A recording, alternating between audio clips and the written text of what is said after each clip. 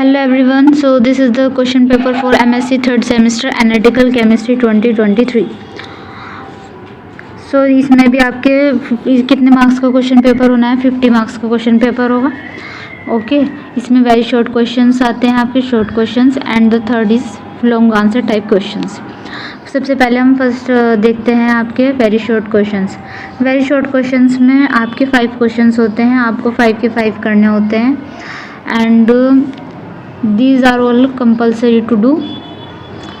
2 questions होंगे, नहीं sorry 5 questions होंगे आपके 2 मार्क्स के, तो ये टोटल कितने हो जाते हैं?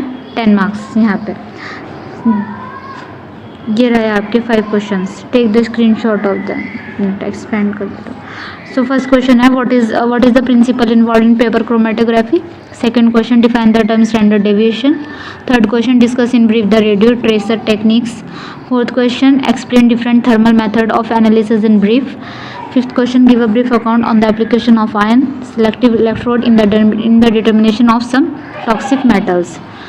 Okay, now come to the section B. That is yours short questions. So इसमें आपके 5 मार्क्स के 2 क्वेश्चंस होंगे. ओके, इसमें आपको कोई चॉइस नहीं है, इसमें आपके भी चॉइस होगी because there are 3 questions and you have to do only 2. Give 6th, 7th, 8th. Give various principle of radiometric titration. Explain the application of thermogravity in organic chemistry. 8th question, discuss in detail about the glass electrode with a special reference to H positive and Na positive ions. Take the screenshot. Okay, now come to the section C, long answer type questions. So here are 5 questions given in the question paper, so you have to attempt only 3 questions out of 5 questions. Each question carries 10 marks.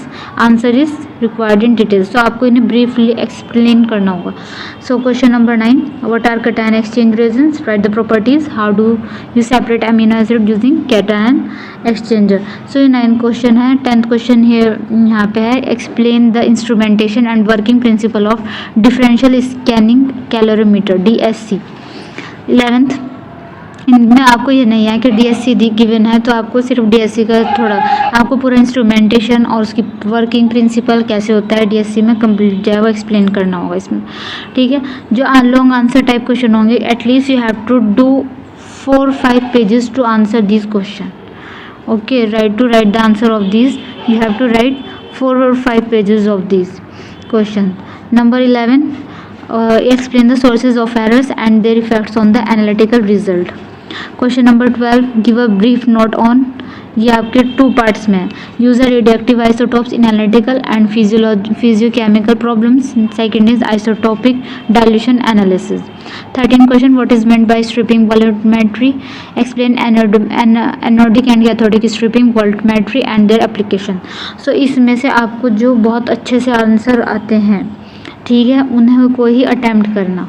जैसे 5 question से आपको 3 करने हैं, तो जो आपको best आते हैं डू दैट. आपको जैसे शॉर्ट क्वेश्चंस में आपको 3 गिवन है, सो आपको 2 करना है. ठीक है, सो इसमें आपको बहुत अच्छे से अपनी चॉइस रखनी है जब आप आंसर लिखें. That's all for it.